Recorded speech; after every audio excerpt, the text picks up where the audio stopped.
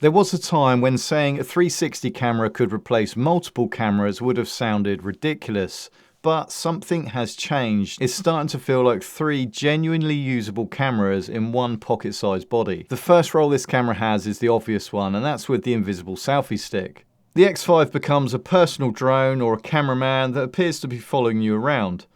You get those clean third-person angles, those follow shots, floating camera shots, no drone, no problem shots with no setup time, no flight restrictions, and no extra crew needed. And the important thing here is that it's not about the shot itself, even though that is a unique angle. It's more about the simplicity of doing it and the fact that this camera doesn't get in the way of you doing what you're doing and enjoying the moment. You just get the camera out, mount it, hit record and move. There is still a creative process and you have to reframe your shot afterwards, which is essentially choosing which part of your image you want to use. So this is the easy shooting, but the more hands-on editing way of using this camera. And I suppose this is the catch with this camera. Having these cool floating camera shots is useless if you have to spend 3 hours looking through the footage and finding which angle to use when you edit. And that's usually for some people where these cameras can get thrown in a drawer or they just become a doorstop. But that is until now. Insta360 have listened to feedback and they've been attacking this issue for years now. And they have finally come up with their best solution so far, which is Insta Frame 2.0. At a basic level, Insta Frame does something very simple in a very smart way.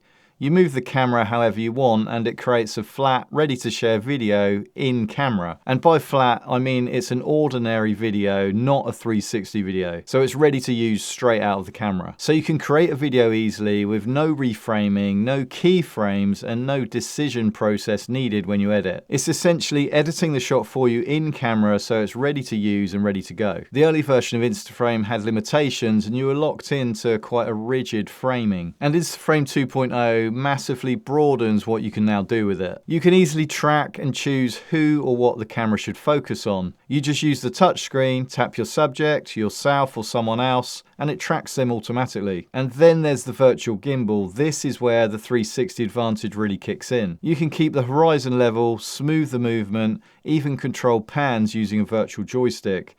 Add barrel rolls, camera spins, all because the camera has more image than it needs to work with, and it uses this extra resolution to give you smoother movement. And all this is made even easier using Insta360's new free framing selfie stick. On here there's a quick connector on top for the X5, and then all of these controls on screen are integrated into a physical joystick. And there's a trigger, various buttons, and a dial all right in front of you using your thumb. And this grip even has a built-in tripod and a short selfie stick. So with Insta Frame 2.0 and this new accessory, you have all the benefits of a 360 image without the lengthy learning curve and the headache of editing. And if you want a safety net, you can still record a full 360 video backup in the background at the same time. So when you're more confident later, you can come back to the footage and then add keyframes and edit it manually if you wanted to. And this feature alone makes this camera less intimidating for beginners. You can take advantage of the 360 capability, but you can have the same approach as if you're using a single lens action camera. It's amazing what this new accessory and this new software can do, but it led me to a realization that I didn't expect. After 30 years working behind a viewfinder, this tool actually brought me closer to the subject than I've ever been in over a decade. And here's why. I've been a cameraman for 30 years with a camera on my shoulder and many years looking through a viewfinder. So I've been very attached to the subject and the camera. And then entering the 360 world and the magic of 360, I spent many years pushing the camera away from me and putting it on a selfie stick. And now it feels like I've gone full circle because now the camera is right in front of me again. And I feel part of the creative process. I'm closer to the camera and closer to the subject. And of course, this is just my personal take on it and it will be different for everyone, but I'd be interested to know what you think in the comments. And that feeling carries straight into photography as well. And that's where the biggest surprise was. I would never have used an action camera for photos until I started using the Ace Pro 2 with its new Explorer grip. And that again made me realize that I like being part of the action. And the X5 now has new in-camera grading options for both photo and video as well. You can choose cleaner looks, more vivid styles, or film-inspired profiles, and they're burned straight into the file so you don't have to grade your shots later. So you're committing to a specific look when you shoot. And there's also a new 2.35:1 aspect ratio for photos, which instantly changes how you compose your shot. And you can use these new features for street scenes or travel or just everyday life. And when you're holding the camera here in front of you, you naturally slow down and you just frame more deliberately. And there's even single lens pure video mode here as well, which helps in lower light. And a big part of why the single lens mode and the photography feature on this camera now works more effectively is this new photography grip. Once you attach it, the X5, it starts feeling like something you can properly hold. You've got a proper grip, a physical shutter button, and a direct USB-C connection. So there's no pairing, no charging, and just no messing around. And once attached, it drops you straight into single lens photo mode, so it's like a point and shoot camera. Like a DSLR, but only in terms of how you interact with it. And what's fun is that because you're holding the camera and it's not mounted on a pole, you shoot with it differently.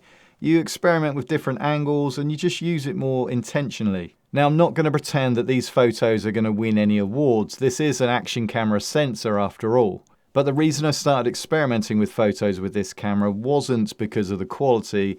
It was because this grip changed physically how I was interacting with the camera. So the main point here with these new features and new accessories is that they remove friction. You have more ways to work with this same tool, so ultimately this results in you doing more intentional shooting. So now if you look at the X5 as just a 360 camera, you're only looking at one piece of the puzzle. It's a personal drone for those big wide drone style shots and those floating camera effects. It's a virtual gimbal for stability, for creative angles and for easy shooting. And it's a street photographic camera that can take you closer to the action and closer to your subject. So is it the best at all three? Well, no. But the old cliche is that the best camera is the one that you have with you. And for the first time, you can have all three of those cameras in your pocket without loads of additional gear that's going to just get in the way. If you've been waiting for 360 cameras to do more than just 360 video, then check out the spring sale below where you can get up to $100 off of the Insta360 X5. For more X5 tips, you can watch this video next, and I'll see you over there.